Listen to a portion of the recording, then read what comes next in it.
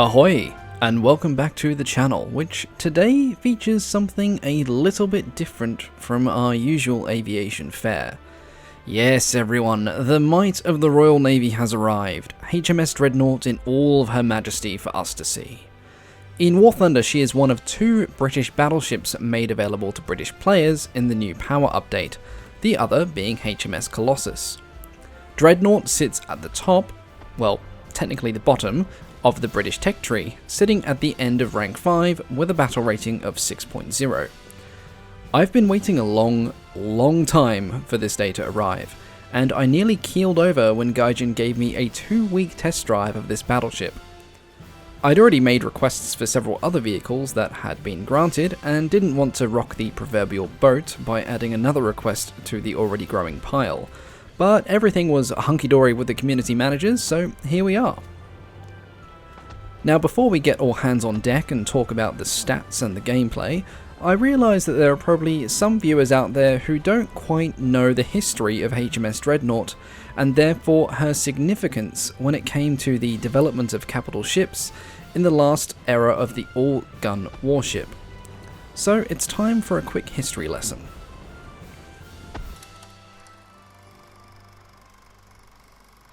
HMS Dreadnought was a Royal Navy battleship that revolutionised naval power. The name of the ship and the class of battleships named after her means fear nothing. Admiral Sir John Fisher, first Sea Lord of the Board of Admiralty, is credited as the father of Dreadnought.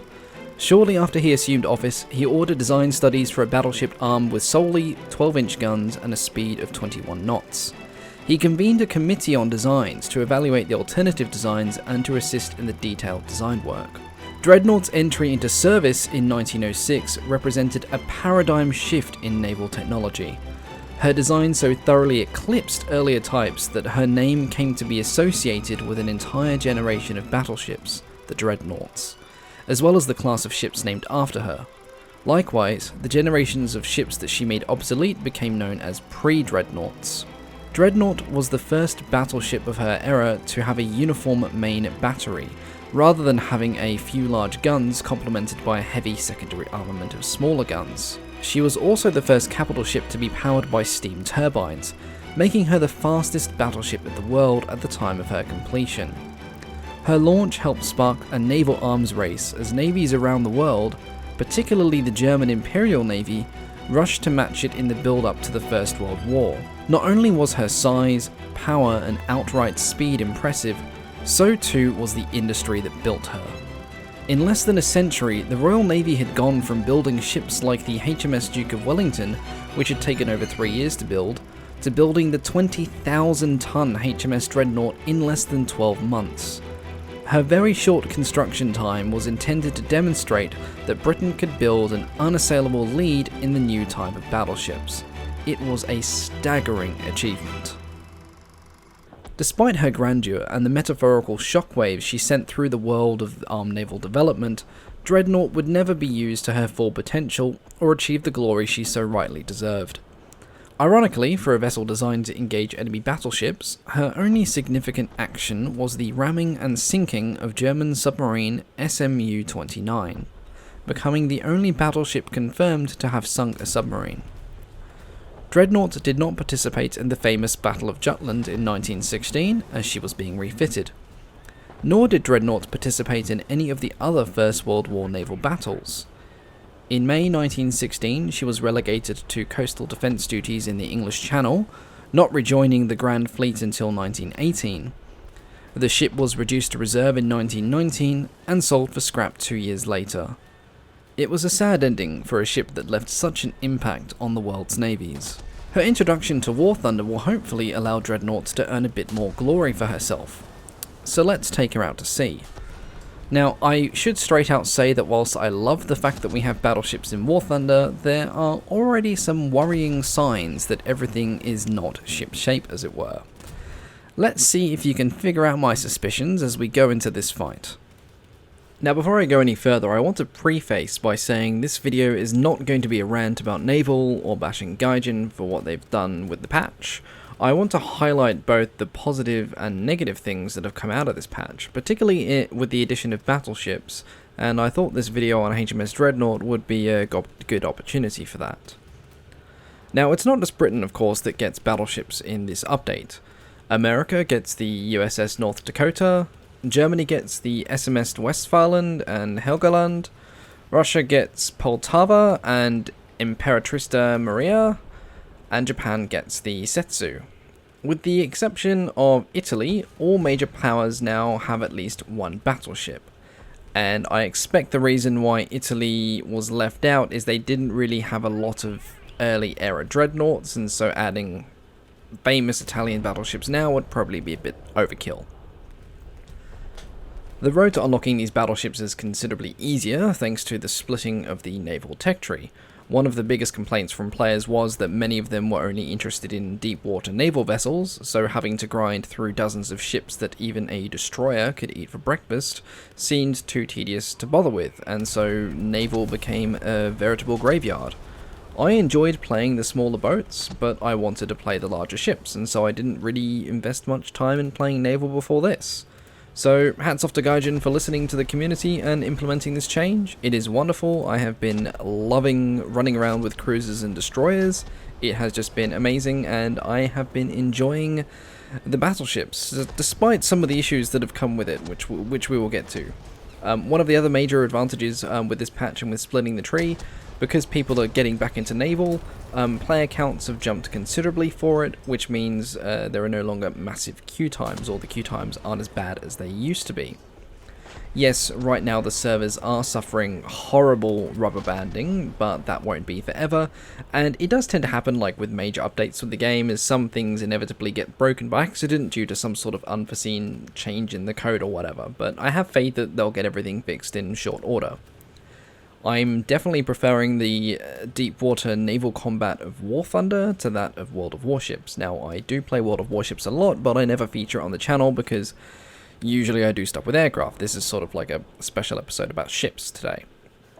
I love the realism and the damage models that you get in War Thunder compared to World of Warships.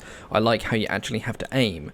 Hits don't rely on RNG, they rely on you. Working your way through the tech tree will help you improve your accuracy, because aiming with a cruiser is going to be different from aiming with a destroyer, and aiming with thick, heavy 12-inch battleship guns is definitely different once again.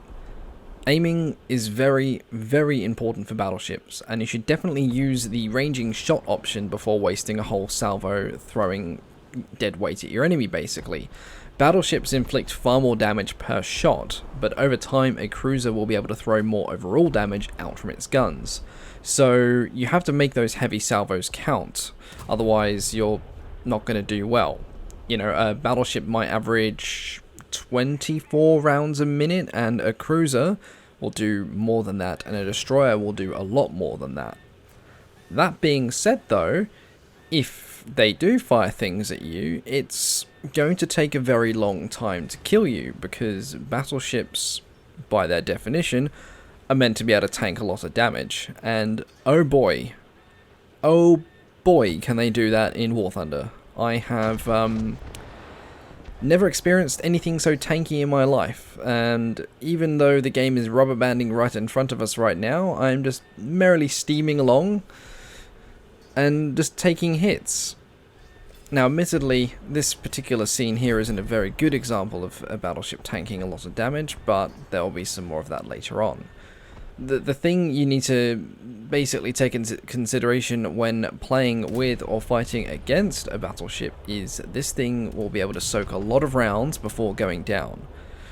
Now, historically, battleships engaged their opponents at moderately long range because their guns had the range and they had the sophisticated range finding technology to do that.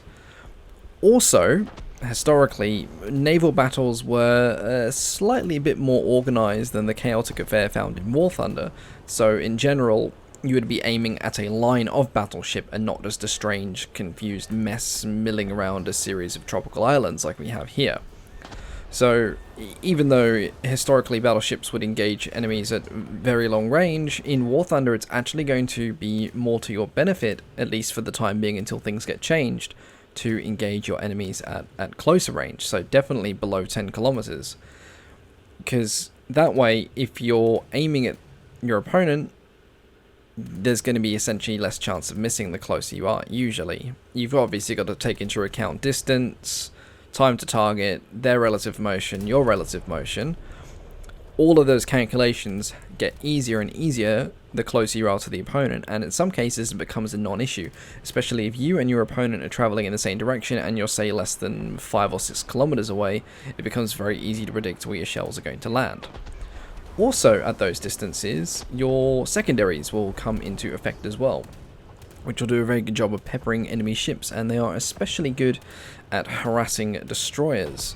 Now, the secondary armaments on Dreadnought aren't exactly huge, but some of the later Dreadnoughts we'll be getting in the game will have a significant secondary armament loadout. More so aimed towards AAA, but there's also a lot of secondary armament. The Germans very notably have very heavy secondary ships, so they would be good to take in close range and engage cruisers.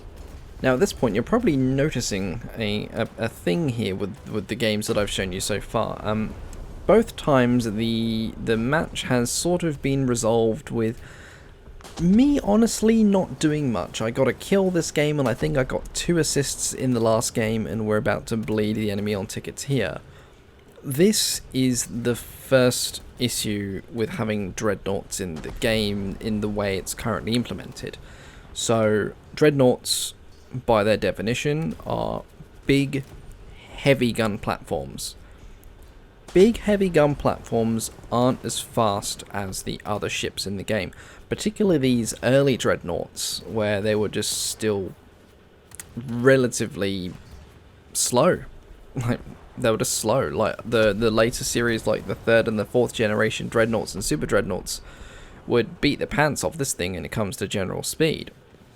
So the problem we're having here is, because the Dreadnought is so slow, you're barely making it to the objective areas of the map before the game is over, because you're spawning in a big heavy ship. Not everyone in your team is probably going to be spawning in a Dreadnought. You could have some people spawning in cruisers. You'll definitely probably be having some people spawning in destroyers, now that they know how long it takes for the Dreadnoughts to come into play. So if you've got a team full of mostly heavy ships and the enemy's got, a couple of light speedy destroyers, they could win the game just on ticket bleed alone before you get within even a kilometer or 2 of the cap circle. And, firing upon a cruiser or a dreadnought in a Dreadnought is one thing. Trying to land shots successfully on fast destroyers is something very different, unless you get to near on point blank range anyway. So at the moment, half the time, the battles are over before you even get into the action. So you basically spend most of the time meandering through the sea, taking very long range pot shots, probably only getting a couple of assists. If you get very lucky, you could get a cheeky ammo rack on a cruiser and maybe wind up at the end of the game with 1 kill. At the moment, I'm having to steam straight for the objective at the start of every single match if I'm in the hope of actually getting into any sort of exciting combat. Otherwise, it's just long range shooting, and fairly boring long range shooting at that. The other issue with Dreadnoughts and the current implementation is the maps themselves. So a lot of the naval maps, with the exception of a few, were designed way back when we just had small little patrol boats and things like that, and they've sort of just been expanded and grown a bit to sort of allow for things like destroyers and cruisers, and now they're slapping 20,000 ton battleships into the same mix. That doesn't really work very well because Dreadnoughts are slow, they take a long time to stop, and they're not very maneuverable. So having them run through tiny island chains isn't very good. And if you're in a team full of heavy ships, you're going to have no choice but to run through these tiny island chains, because no one else is going to try and cap the point. This is exactly what's happening on the screen in front of us right now. I'm having to sail right into the middle of this area, and I'm about to eat a torpedo from the cap point because nobody else on our team was going in, as nobody had actually spawned in a small enough ship to capture these points. So the maps aren't really well suited. Neither is the game mode. So these 3-point cap domination maps are not suited for Dreadnoughts. You need a map like a conquest map, like a large single cap area, or I think they're called like the encountered game modes, where it's actually not a specific cap point you have to do. It's basically you have to destroy certain objectives. They're great for Dreadnoughts. What I'd love to see is a sort of a team deathmatch sort of thing, where literally just two fleets meet, be it in the ocean, be it like in the channel, like some realistic scenes, and you basically get the War Thunder equivalent of the Battle of Jutland without the horrendous miscommunication from BT's fleet and the misinterpretation of radio signals from the German fleet. So, who knows, we might get that one day. The other thing with Dreadnoughts is they're big and they're tanky. In fact, I think they're almost too tanky. So Dreadnoughts have utterly insane survivability due to how the current models are made in War Thunder. I don't know if there are some issues with it, but I definitely feel like they're a bit too strong compared to how they were in real life. A lot of ships simply cannot kill them outside of torpedo strikes.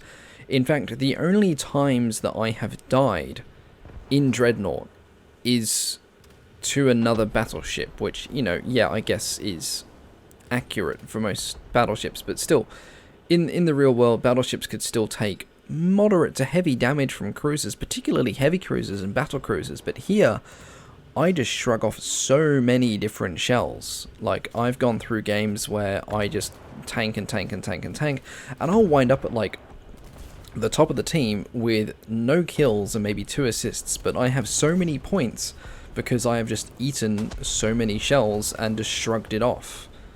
Another issue is their BR. So their BR is too low. 6.0 is too low for a battleship. I believe destroyers and cruisers are still a bit too compressed, and slapping a 6.0 battleship on top of that is absolutely insane, because the light cruisers that sit at 5.0 are not going to be able to do jack against Dreadnought. Like, even if they've got torpedoes, they won't be able to get within decent range to fire them because they'll have 12-inch shells ripping through their own magazines. So as much as I love having Dreadnoughts in the game and the splitting of the naval fleet and all of that, playing Dreadnoughts at the moment is just, I honestly find it a bit boring. And I hate to say that because I absolutely love them in the game, and I love the modelling, and I love what Gaijin have done with them. They're absolutely gorgeous, but playing them at the moment, it's boring because the games are over before you get stuck into the action. They have very long reloads, they are very slow, they just aren't suited to the current build that is naval. Again, I guess it's sort of a bit like the Harrier. Perhaps they should have brought them in a little bit later. You know, still split naval from into shallow and deep water, but don't bring in battleships just yet. You know, flesh out naval as it currently is, because some of these maps are too small even for the heavy cruisers, really. So maybe, you know, work on some new maps, tweak the game modes, then bring in the battleships. But the battleships are here, so for the time being, we're just going to have to live with it. I'm really hoping that they make some changes and make some maps that make battleships feel a lot more relevant.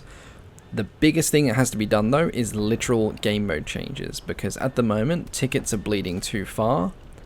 The average naval game right now is 20 or so minutes. For battleships, that is not long enough. Like, in the real life, battleships engagements were often multi-day affairs, you know, between fleets. You know, I'm not saying that we should have games that last that long, but, you know, something like naval enduring confrontation is perfect for battleships. That needs to be implemented permanently. I think that would solve a lot of issues with naval. But only time will tell. So I guess I'll close by saying, I love battleships. I love the fact that they're in the game. I don't like the way that they sit in the current meta of the game, and I think that the naval game mode needs some heavy tweaking to make them work. So I'll give it a C-. Yeah, C-. Anyway guys, I hope you liked this slightly different video. We'll be back to our normal aviation fare next time. And until then, thank you all so much for watching, and I'll catch you all next time.